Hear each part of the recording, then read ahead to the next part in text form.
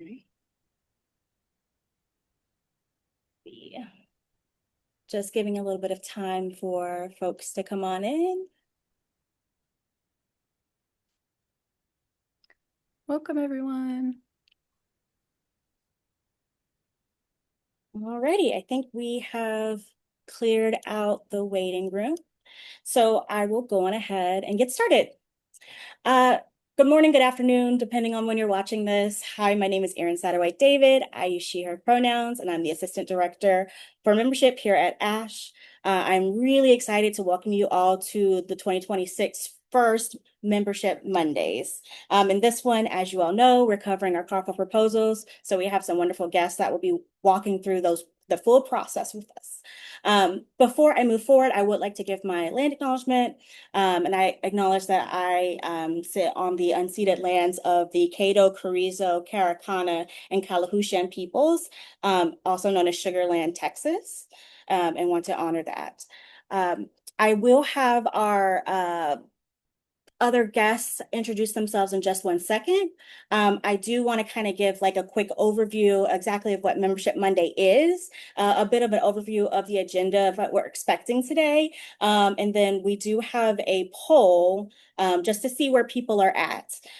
So Membership Mondays, if you do not know, if this is your first time, welcome. We do about 5 of these a year, and it is just a deeper dive into member benefits. And so this one is exciting because we open it up not only to just our members, but we open it up to the general public because we know that there are some folks that are just trying to understand a bit about the process. And so if you become a member, there will be many more deep dives throughout the year talking about how to get involved, what are some other things that come along with your membership. We have one that's going to be about publications. And so just make sure that you're keeping an eye out for our Membership Monday processes that happen just about every month. So I will go on ahead and introduce our wonderful guests today, the people that are actually going to be giving you all the information. First person I want to acknowledge and introduce is my coworker and colleague, Alicia Castillo Shrestha, who is the Associate Director for Conference and Events here at ASHE. We do also have our program committee co-chairs who do so much good work in making the conference be possible. And so those are going to be Doctors Crystal Garcia and Demetri Morgan. And so they're going to be doing a lot more talking than me. So I just wanted to acknowledge them, welcome them, and then kind of go over it and show a little bit about what to expect. So through this overview, I just want to say thank you to the program committee, and they're going to be doing some more thanks to the program committee in the future. Highlights of the call for proposals, generally speaking. And then there are a ton of updates if you have come to any of our previous call for proposals. So there's going to be a lot of new information that they'll be going over. Also talking about some resources and different pieces of how to submit for volunteering or how to submit for the proposal. And then obviously having the option to ask any questions that you may have. Myself and Alicia at different points are going to be monitoring the chat. So if you want to put questions in the chat before the Q&A time, feel free to do so. Otherwise, we'll be kind of answering all of those questions at the end. So before we truly get started, I am going to launch a poll because I love to see why people are here. I know that there are going to be a lot of folks who have done this before that may just want new information, and then there may be some new folks. So I'm launching that poll right now, just asking what brings you here to our session today. So you should be seeing that right now.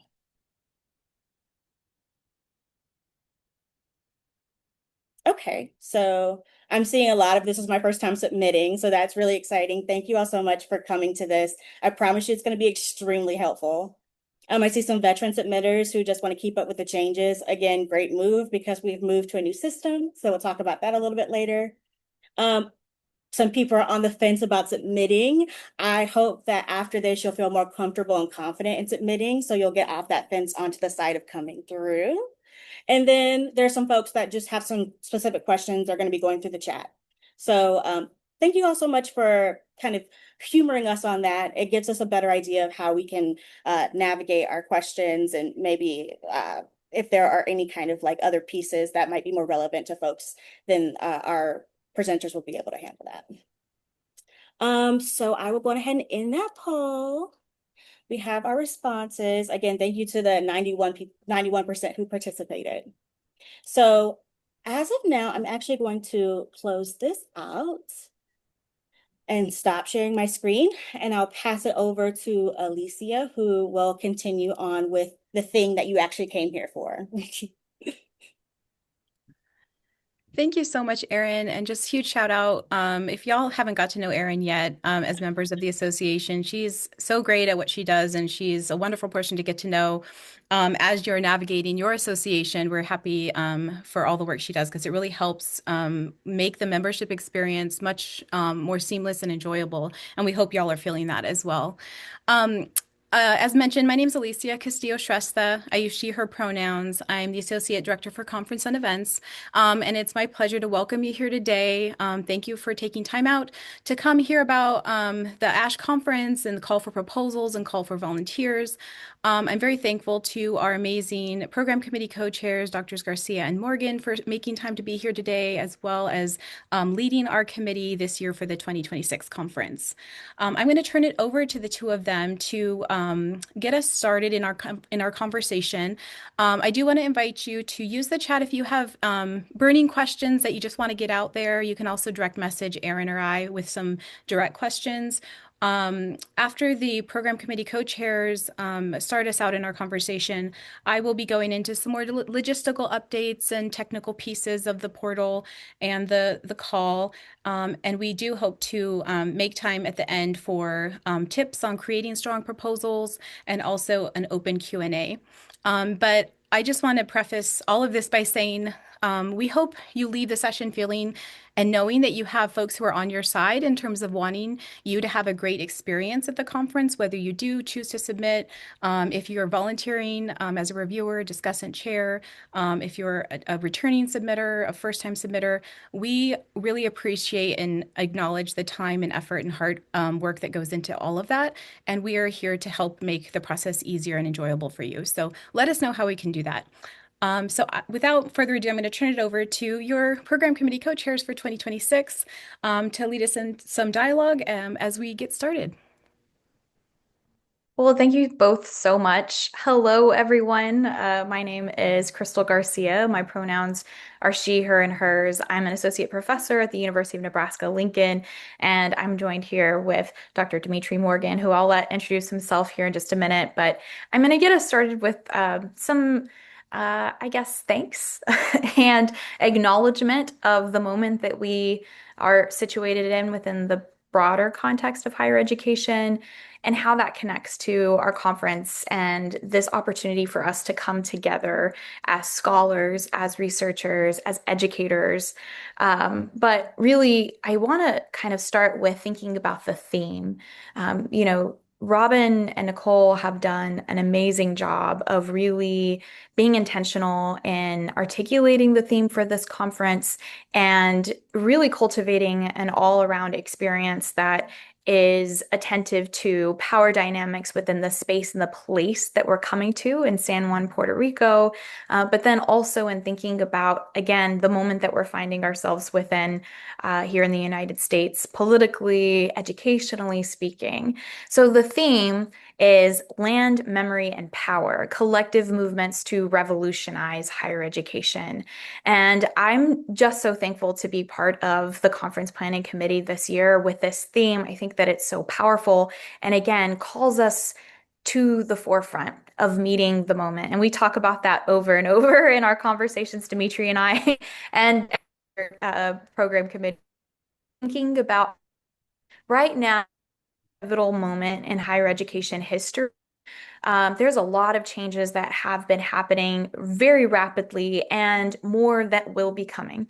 And as scholars, as researchers, we have so much power and voice. And this conference is a platform that can help us to elevate that power and to bring us together in community to really figure out what is our position and place in the midst of everything that is happening within higher education. How do we continue to push for what we know is good and right? And how can we think about dream work that might call to this theme of revolutionizing higher education, and what could that possibly look like? So for me, I think it can be discouraging sometimes to see the constant attacks on higher education, but I also get encouraged whenever I'm in spaces and places together with other folks who are dreaming and thinking and conceptualizing of something more.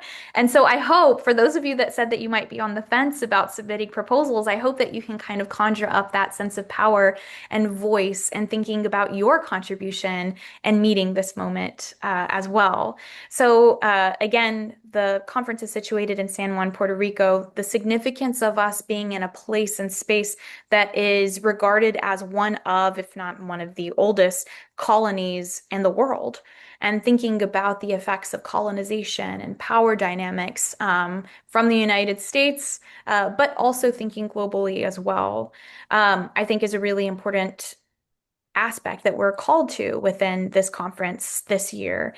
I do want to note that we have a brilliant program committee that has already been hard at work in thinking about how they want to really bring some care and intentionality to the conference this year. So all of the folks that have joined our program committee are doing it voluntarily in the midst of very stressful and hectic times in higher education. And so we're thankful to them for their care, and they're excited to receive all of your work. So keep that in mind as you're crafting your proposals, that we're all here to root for, to support, to provide constructive criticism, and by that, work to help you move your work forward in whatever ways possible.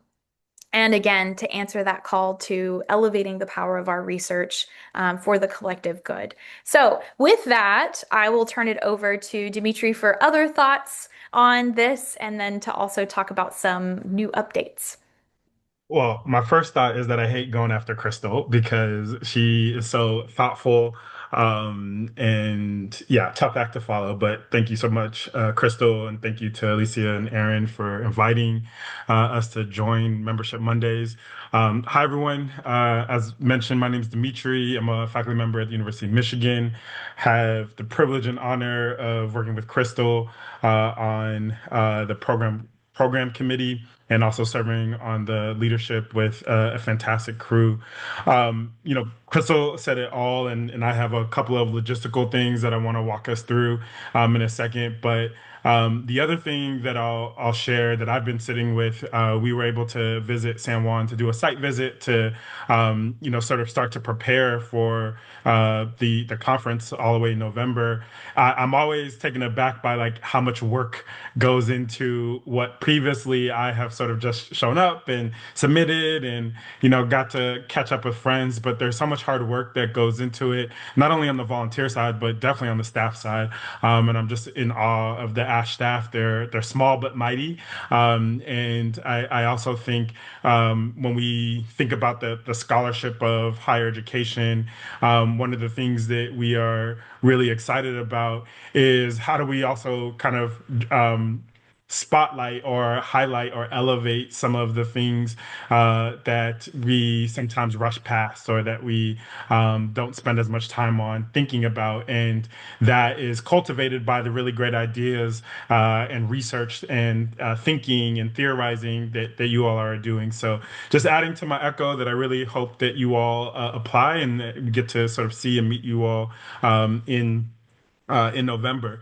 So my task is to try to talk through the changes to the different sections. So I want to back up because there were some people who said they were first time, and so I don't want to assume anything. And for those of you that remember like Strengths Quest when that was really popular, my number one strength is context. So I always over explain things to people because I feel like people just need to know more context, and then everything will be all right. So bear with me. Promise promise this is going somewhere. I try to like weave in jokes and stuff because I could talk a lot, but I do think it's important that we sort of just understand like what is an academic conference, how is it organized, and so at a high level. Right, an academic conference is, sort of focused on the scholarly production and safeguarding of a field, and our field is higher education. And so ASHE, is at the forefront of helping to shepherd the scholarship, the knowledge that we create about all things higher education. And so, when you think about all things higher education, all the knowledge that exists, beyond that, we have to get, a little bit more organized because higher ed is a massive field. It's a massive topic. It's a massive thing to touch. So our academic conference is organized into what we call sections, and those sections connect to different traditionally understood research areas. And just like good knowledge production, our understanding of knowledge changes over time. Our categories change, how we think about different theories change. And so our sections are updated annually to try to reflect how the field is changing, just like knowledge changes. And so the way that then works is every section has two section co-chairs who have expertise in that section, and they will help craft different types of session formats. So the most traditional session format that everybody knows and familiar with is the paper session, right? So you usually have three sessions that are paired together around either a shared topic, a shared methodology, a shared theory, shared implications for policy and practice. There's some thread. Sometimes all of those are matched. Sometimes it's just one of those.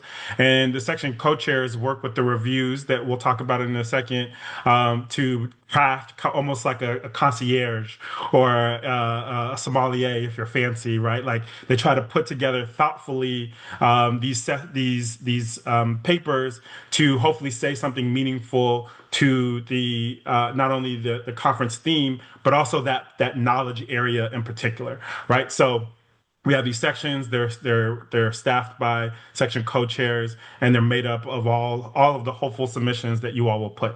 So that's the background. So now, really briefly, just to kind of highlight I'm a visual learner, so I always like to see things in the chat.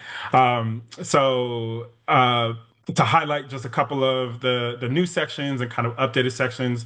And now remember, right, we're tracking kind of how how knowledge is evolving, how we're understanding our field differently. And so, yes, on the one hand, it's just semantics, right? Like you could be like, oh, well, you're splitting it, but it's very similar.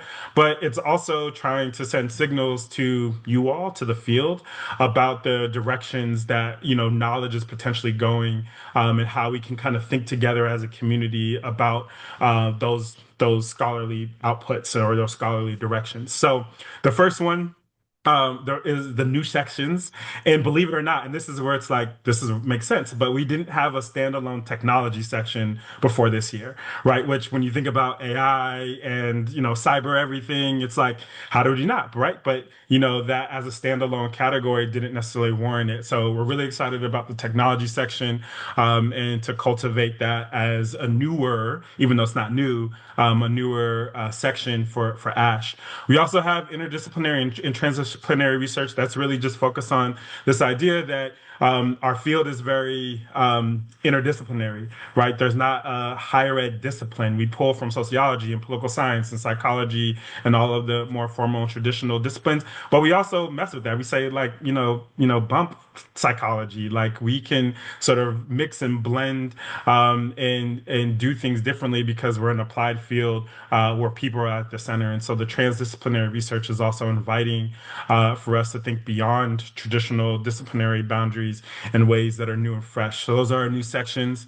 And then the kind of other ones are really things that were split because we also, after the conference, we being ASHE sends out a survey, which you should take, even though we haven't even gone through it yet. You should take it because it's always helpful. So I'll send out a survey, and then we can also look at the numbers, right? So are some of the sections getting really big, and we should maybe break them out because they're getting unwieldy, and we need to have, sort of more connection, or are does it make sense just sort of conceptually to split? So a lot of these other sections are new in the sense that they were maybe consolidated before and now we're breaking them out, or maybe they were broken out before and now we're consolidating them.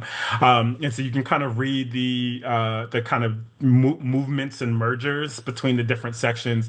But again, the logic behind it is just ASHE trying to keep up with the ways that our own numbers are shifting, but more importantly, the way that our knowledge might be shifting, and how do we allow for focus and specificity in ways that need it, but also breadth and depth in ways that need it in these big topic areas. And that's what we're trying to do with those sections. So the big takeaway, if you all that context to say that be really thoughtful about where you're submitting in the program, in the call for proposals. All of the section co-chairs crafted an invitation essentially that invites you to think with their section. And it's an opportunity to read through and say, like, where's your work right now? And who do you want to be in conversation with? What type of other researchers and other scholars and other scholarship do you think your work should be best in conversation with? I always get the question, like, where should I submit? It's like, well, if you walked into a party and you were trying to figure out who you wanted to talk to, like, who do you want to talk to? Think about it like that. Like, who do you want to be in dialogue with? Who do you want to, who do you want your research to be in dialogue with? And how can that help you move your work forward? And that's the way to kind of think about the section. So I will pause there and kick it back to Crystal. Well, thank you so much. So, kind of wrapping up our part of the discussion is the importance of volunteers. All of you amazing humans who really help us to bring the conference all together. And so earlier I was talking about the significance of the moment that we find ourselves in, historically speaking, contemporarily, contextually, you might be experiencing different things within your own campus space that might exacerbate some things that we're seeing at national levels as well. We recognize and understand that this is a difficult time, that folks are doing a lot. And by that, that might be through your own professional roles. It might be familial ties. It might be community ties. It might be personal things that are going on that are just a lot right now. And we understand that. And believe us, we're also experiencing some of those things to different degrees as well. However, we're calling on our community to come together in this moment to, again, meet the moment. So we know that there's a lot happening. We also know that the power of what we're doing, as in terms of the scholarship, the research that we're elevating, is critical as well. And none of this can happen without a community to come together to make that happen. And so there's different ways that you can contribute. And no one person should be doing it all, for sure. But you can take on what you can. And if it's not this year, then I really encourage you to consider volunteering next year or the year after, because sometimes we have to tap in and tap out, and that's okay too. So some different ways that you can support are, number one, you can serve as a reviewer for proposals. And so some of you may be wondering, do I have the qualifications to serve as a reviewer? If you have a terminal degree, you certainly are welcome. If you are a doctoral candidate, or if you have substantial expertise like in policy or other areas that are connected to higher education and higher education research, then you're welcome to sign up to serve as a reviewer. We will have one for every individual that's not a terminal degree holder that is a reviewer. We will have two others that are terminal degree holders assigned to review any particular proposal. So that's how we ensure that folks get developmental opportunities, but then we also make sure to have those varying levels of expertise present in those review panels as well. So reviewing proposals is one way. Another way that you can volunteer that gets you hopefully right into the door of the conference is serving as a chair or as a discussant. So the chairs, sometimes people kind of, you know, minimize the importance of the chair, but the chair is the backbone of the session. They help to keep us organized. They help to keep the whole session rolling. They time folks so that we can make sure that everyone has the opportunity to present in the session. We don't run out of time. Those things are important. And anyone can volunteer to be a chair. Again, I do want to rewind and say you do need to be an ASHE member to volunteer in any role. So just make sure that your ASHE membership is updated. But chairs are incredibly important.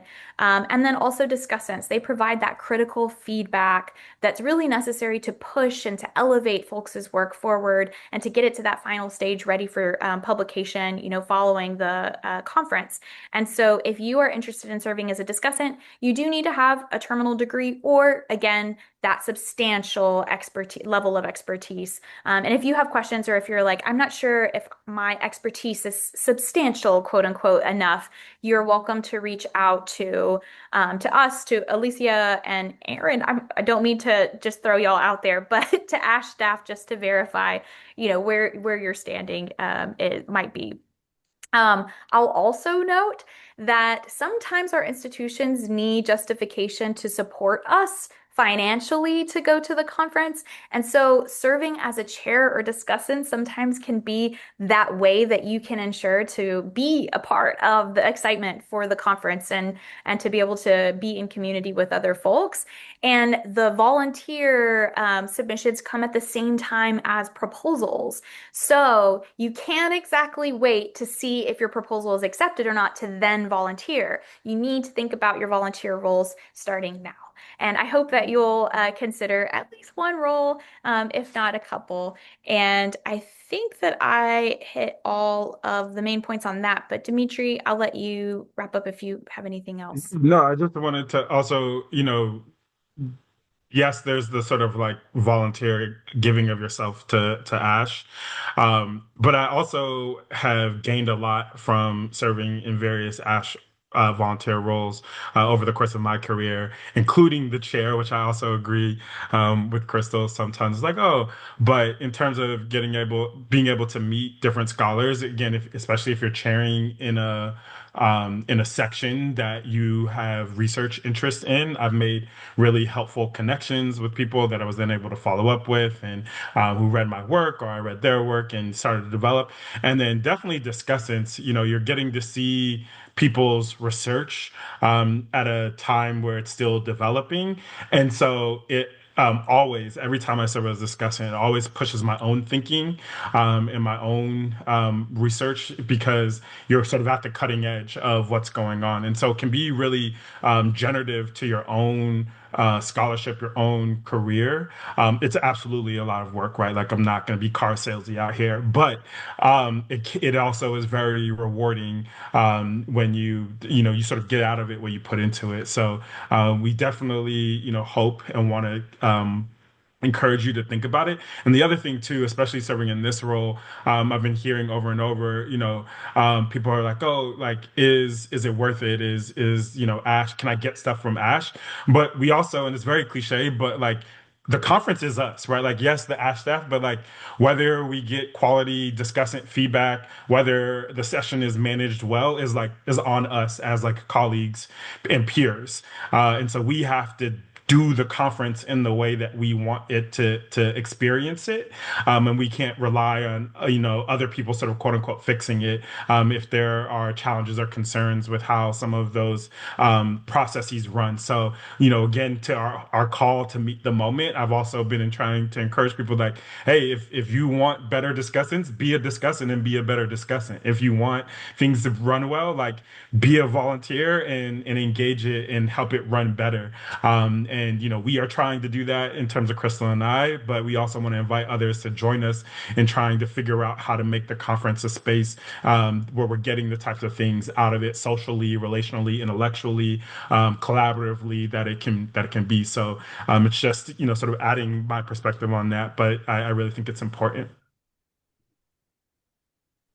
And let me pop in really quick just to answer this question from Danielle of what a discussant is fundamentally. So the discussant is the individual who, once a session is created, let's say that there's a session of 3 papers, paper presenters. So those individuals will be asked to send their papers over to the discussant. They'll submit them through the ASHE portal, but they'll be in conversation typically directly with that discussant. The discussant will read those papers. They'll offer some feedback.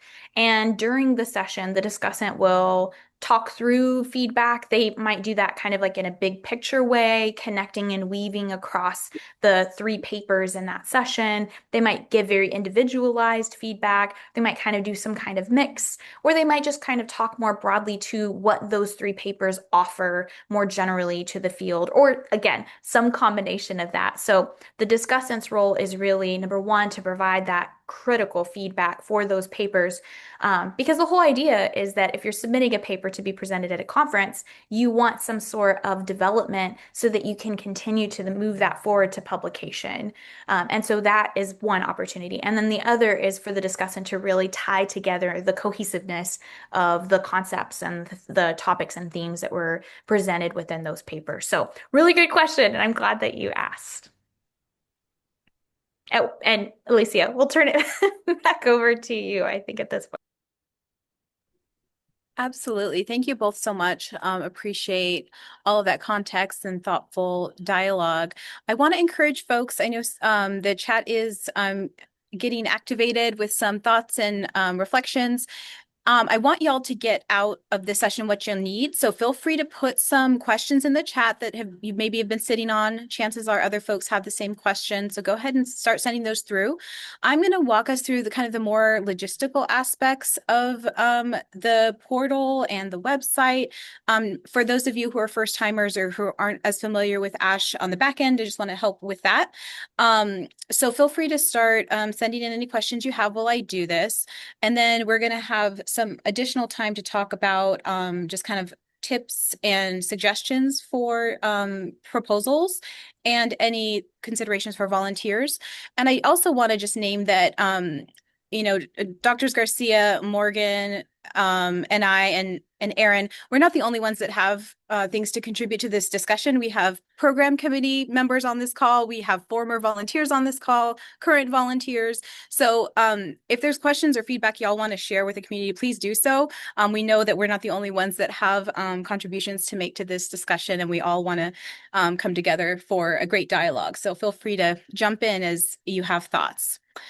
I am going to share my screen here. So bear with me a second. All right, can y'all see the website here? Make sure I'm on the right place. Can I get a nod or anyone? Yes, good. Okay, thank you. So call for proposals. This is the ASHE website. You do not need, so a big question we get is you do not need to be a member to submit a proposal. You do need to have an ASHE account, and that can be a free guest account.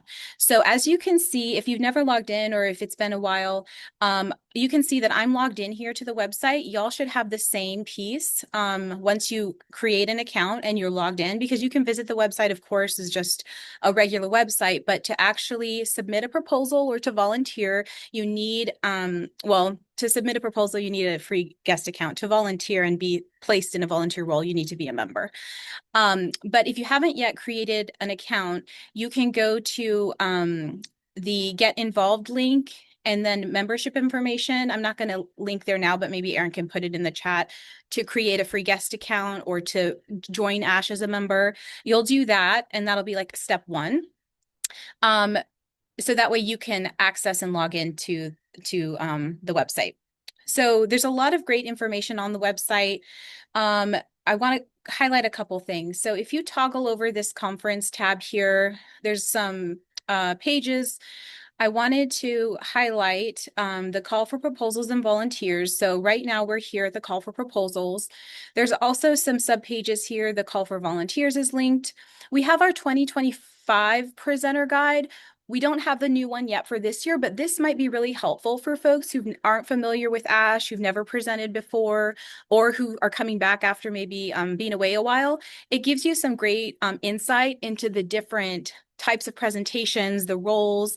And so you could just take a peek at that if you're curious. It is a lot of information, but you could also, with all of our documents, I recommend, the find feature in the documents to search for specifically what you're looking for. If you're looking for a specific format type or a volunteer role, search for what you need, because they are very dense but thoughtfully prepared guides, but there is a lot of information in there. So there will be a new one for this year, but I just wanted to point that out for those of you who might be interested in learning more.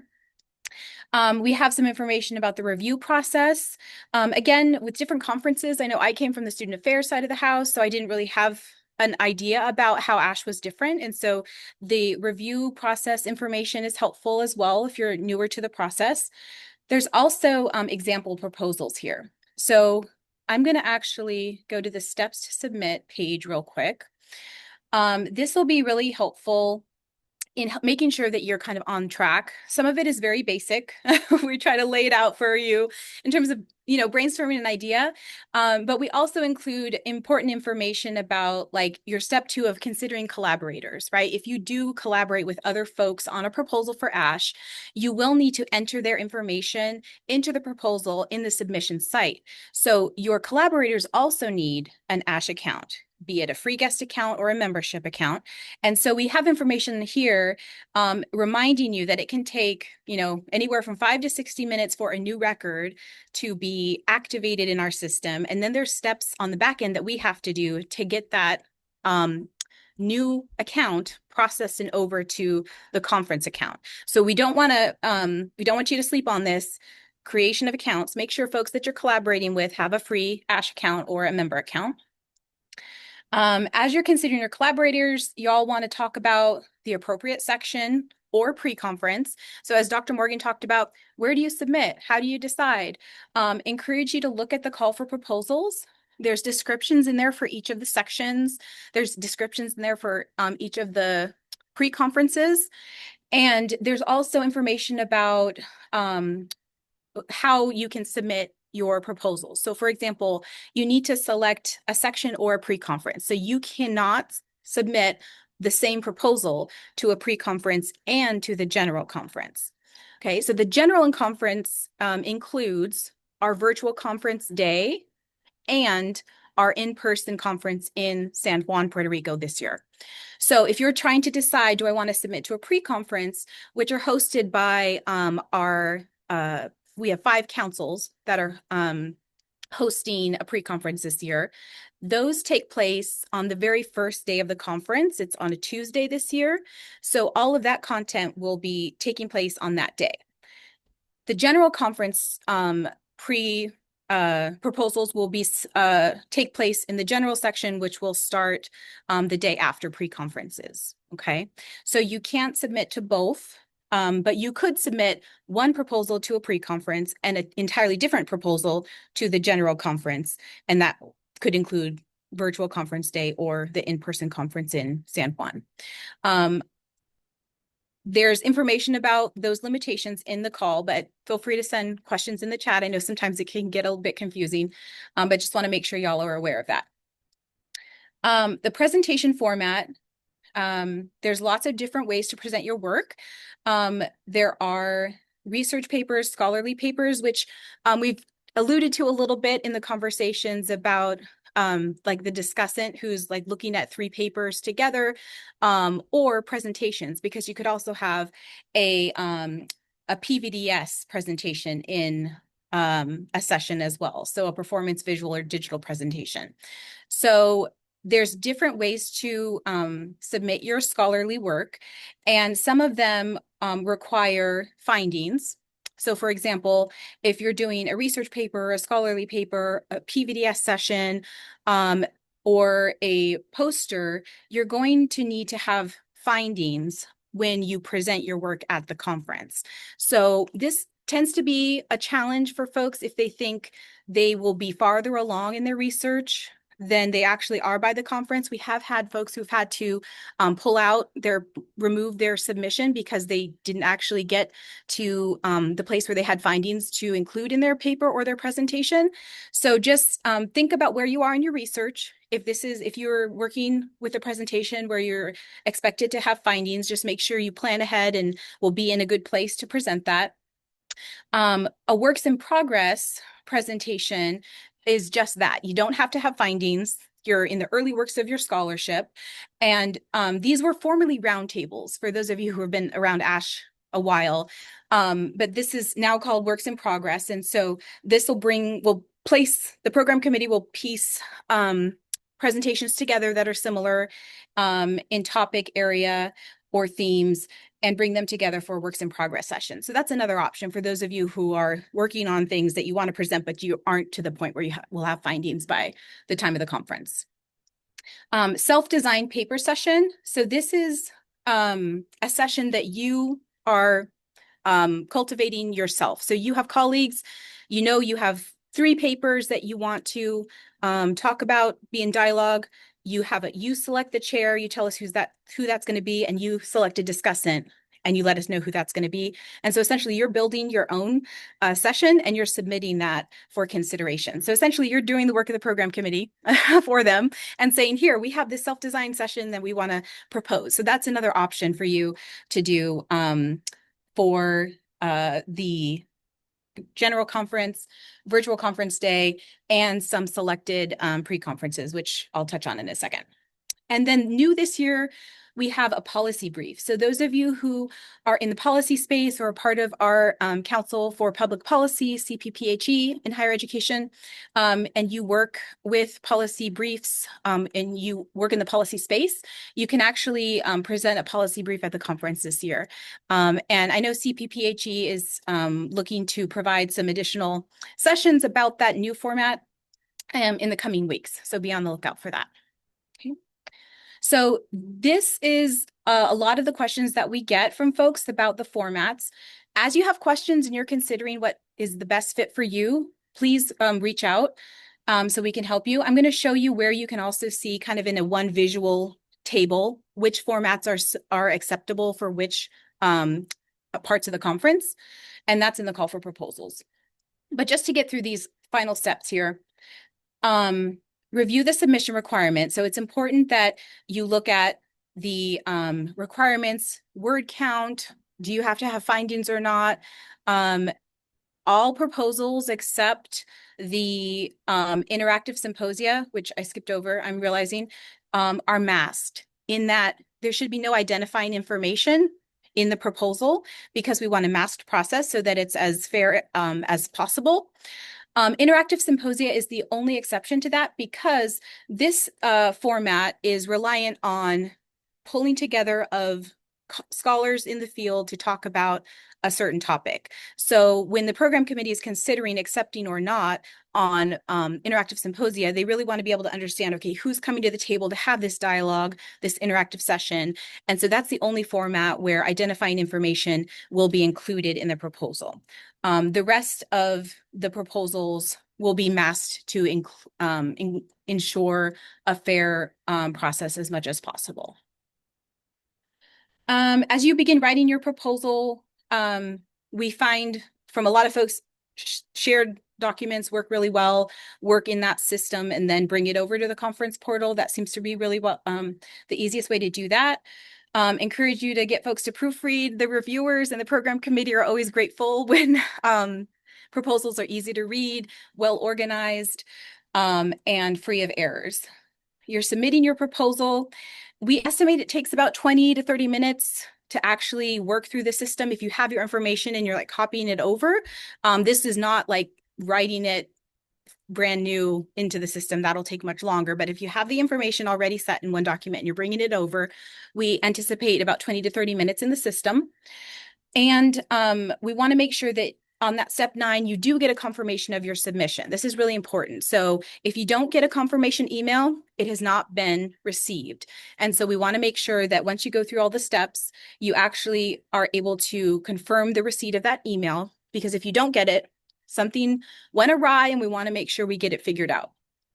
Our email and contact information is all over the portal and the website, but I want to make sure that y'all know any questions, just reach out to us. I want to show you a couple other things real quick. I'm not going to spend a lot of time here, but I did want to point out we have some wonderful scholars that have agreed to let us share their sample proposals that were accepted to the conference in either 2023 or 2024. You have to be logged in to the website to be able to view this page, because this is intellectual property. We just have that additional check there so that we can make sure the information is as secure as possible. But you need to be logged into the account to be able to see this example proposal page. But you can see, for those of you who are new again or coming back, this is a great resource.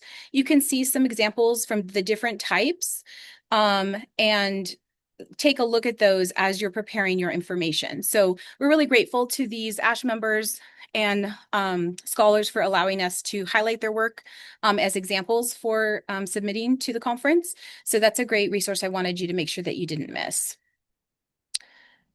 The other piece I want to just spend a quick second on is the PDF of the call itself. In terms of going through your steps and organizing your proposal, I want to make sure that y'all take a look at the format information. So in proposal formats, this is where it goes into the information on, this is a nice visual for y'all, which format is accepted at which part of the conference. So we've got the general conference, virtual conference day, and then the 5 different pre-conferences that we have. So you'll notice, like, if you wanted to do a PVDS presentation, you're not able to do it at some of the pre-conferences, but you can do it at virtual conference day, general conference, CPPHE, CEP, as an example. So you just want to double check and make sure what you're going to present is acceptable at the part of the conference that you plan to attend. Posters are only available in person in the in-person conference. You can see that we can accept proposals for virtual conference day or for some of the pre-conferences. So this is a really nice, handy page I wanted you all to be aware of from the call. The other thing I wanted to point out, no matter what format you're looking at, I'm going to scroll down here real quick to show you, apologize for the quick scroll, an example. So for example, research papers. For those of you who are preparing a research paper, sorry, my hand, you can see the description here about the research paper, how the presentation will run at the conference, kind of, it's part of a larger session. When you're preparing your proposal, you can see each format will have this information about the word count, in this case, 2,000 words. The proposal should describe as many of the following as applicable, preferably in this order. So the program committee and the reviewers have said that it's really helpful when the proposals are actually organized in this manner. It really helps because sometimes all the information is in the proposal, but it's hard for the reviewers to follow because it's all jumbled or out of order. And so they really look at this. So if you and your colleagues or whoever if you're submitting by yourself, copy this into your document and just start going, filling in your information is a really great tip to be able to keep things organized for your reviewers. Okay. So I wanted to point out those quick things. I know I've been talking quickly and through a lot of pieces. I want to leave time for questions at the end, and hopefully some of them have been coming through in the chat. But I also wanted to point out the new portal really quickly. This portal is accessible with the same login as your ASHE account. So once you're logged into the ASHE website, you'll be able to log in and get access to this conference portal page. So we're really excited about Open Water. It's much more user-friendly than our old system. And so you'll see a welcome page like this. A couple things I want to point out for y'all is that you'll be able to see, mine looks a little bit different because I have some admin settings, but you'll be able to see your completed proposals listed here. You'll also be able to see any incomplete proposals that you might have. So you can go in and edit. So if you are, I know when I submit proposals, I like to go in and kind of see how the system works. You can go in there and play. You can start entering information until you get to the end and you hit submit. Nothing, you can't break it. It'll be fine. So you won't submit it till the end. But you can go in there and start putting in some test information, some sample information, just get comfortable with the system. I think you'll find it's very intuitive, but you can edit proposals that you've started. So definitely take advantage of that feature. Once you have completed the application, the other place to double check is that it's showing up in your completed section. If it's not there, reach out to us and we can make sure that we get you some help. Before we go into questions, the other thing I just wanted to mention is that your volunteer application will also show up in this section. So you'll be able to see that you submitted to the call for volunteers. You can only do one volunteer submission. So let's say you are going through the system as a guest, and then you get approval for joining ASHE. And you're like, oh, this is great. You go in and you join ASHE. If you've already started your volunteer application, what you're going to want to do is delete that old one and start new, because now you're a members. Because what the system will do is it'll pull in information from your membership account, which is nice. But if you start a volunteer application as a non-member and then you join, just delete it and start again, because you can only do one. Okay. I think those were the major big picture things I wanted to talk through. I'm going to stop so we can get to some of y'all's questions.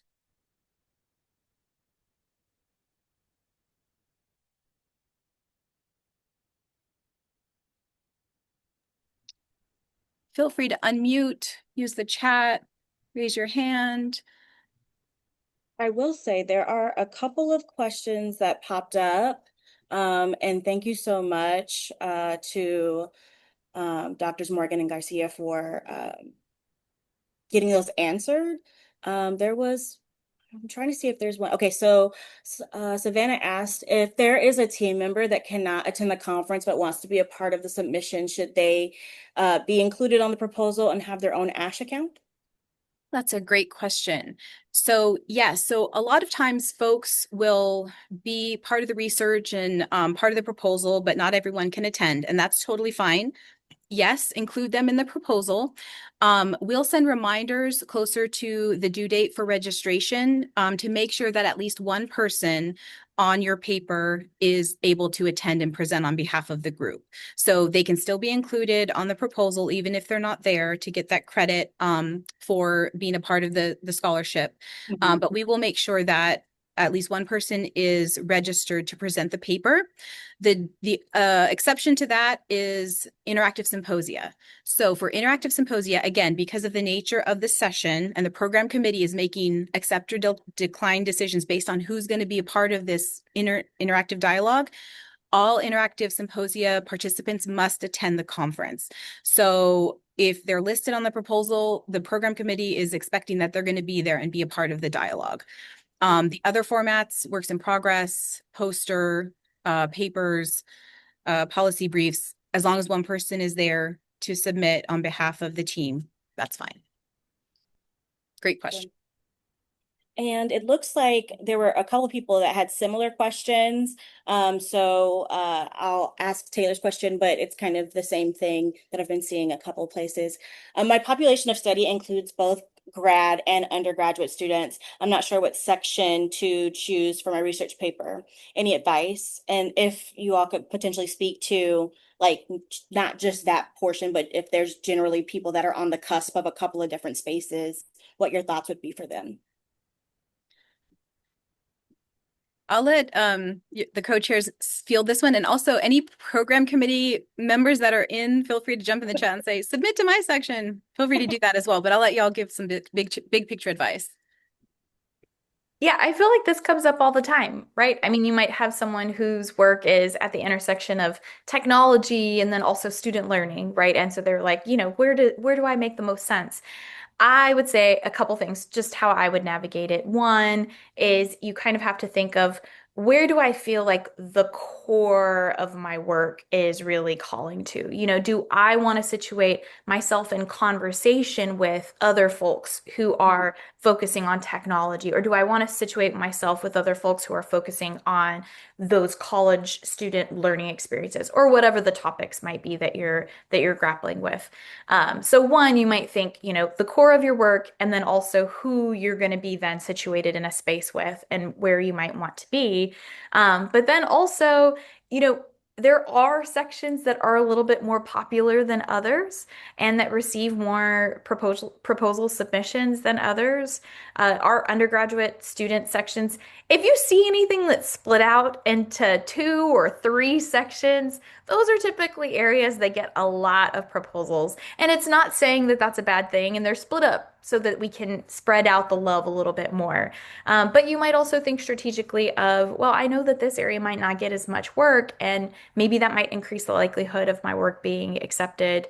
But again, I don't suggest to do that at the sacrifice of what the core of your work is. But if you're still kind of in that teeter-totter of making that decision, then I think that could be a tiebreaker. Dr. Morgan, I don't know if you had other thoughts. Too, because I've gotten into that strategy game, but then when you get on the other side, you see that ASHE and most conferences do things proportional too. So the student sections also have the most paper sessions relative to some of the smaller sections. So you're still sort of playing the rolling the dice a little bit. So I would err on the side of who you want to be in the conversation with. And the other thing that I do when I'm on the cusp is think about my post ASHE plan.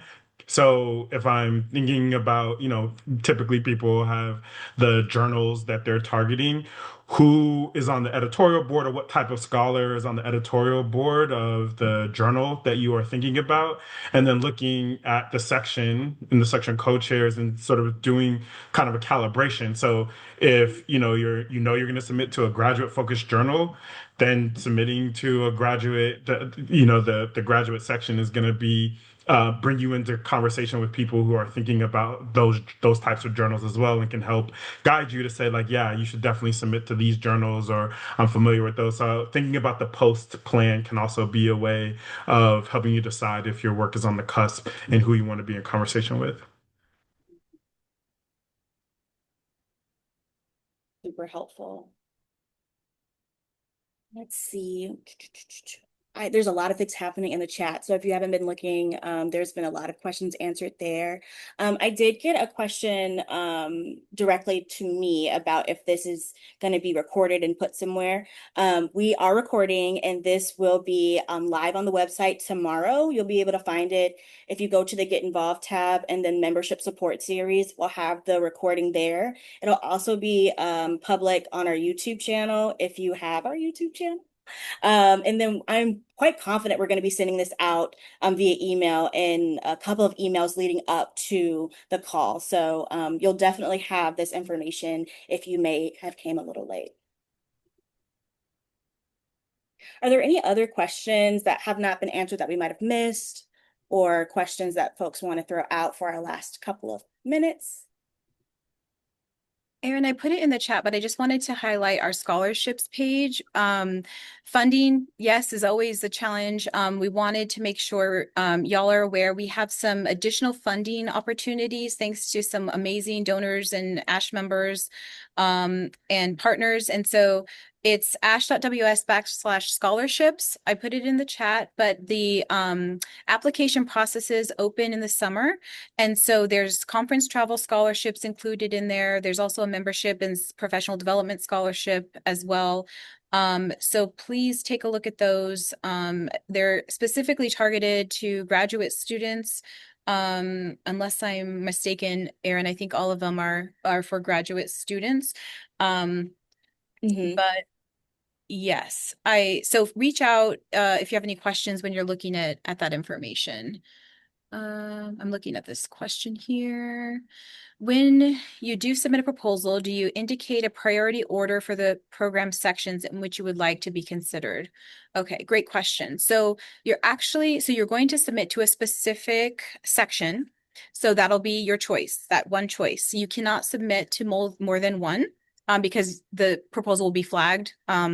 So you do submit to one. However, the program committee is trained and very good at saying, okay, this is a great proposal. Maybe we don't have room in our section, but this has got very high reviews, and it seems like it'd be a great fit for another section or a pre-conference. And so those conversations do happen.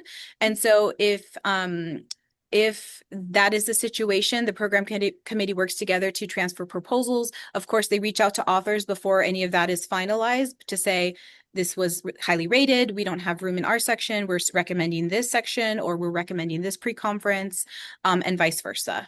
The sections are allocated based on submission percentages. So if a certain, 100 folks propose to this section, we do all the calculations to say, okay, out of all the proposals, each section is allocated based on how many submissions were submitted for the different sections and pre-conferences.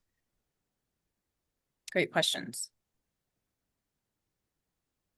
Okay. So we are at time. I did put our contact information in the chat. I just want to thank you all so much for all of the wonderful questions. And two, just wanted to thank Drs. Garcia and Morgan for their very thoughtful. I love all the similes and metaphors. They've been very helpful, and I will be stealing some to help people understand some of these pieces a little better. So just like extremely thankful for you all taking out your time, for everyone taking out their time to watch this. And of course to Alicia, who is the queen of all events and conference. But thank you all. Have a great rest of your day. Me and Alicia will stay on for a little bit if anyone has any questions, but otherwise, thank you so much. Thank y'all. Great.